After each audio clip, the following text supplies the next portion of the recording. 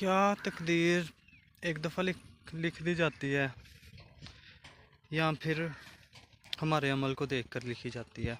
अब देखें तो अल्लाह पाक का फरमान है, जैसे कि इंसान को वही कुछ मिलता है जिसके लिए वो कोशिश करता है, ठीक है। और सेम ऐसे ही है, छोटी सी मिसाल ले लें कि कोई भी काम है उसे करने के लिए उसे करना पड़ता है तो फिर वो होता है, ऐसे ही है। तो जैसे है कि तब तक अल्लाह पाक किसी कौम की हालत भी नहीं बदलता जब तक वो खुद ना बदलें, ये भी ठीक है। यानी कि तकदीरें जो है वो इंसान के अपने अमल के मुताबिक लिखी जाती हैं। यानी कि हमारे आज के अमल को देखकर हमारे आने वाले कल का फ़ैसला होता है। आज की मेहनत को देखकर आने आने वाले वक्त में उसका फल मिलता है। ये सारा कुछ ऐसे ही। अब एक जगह पे है जी,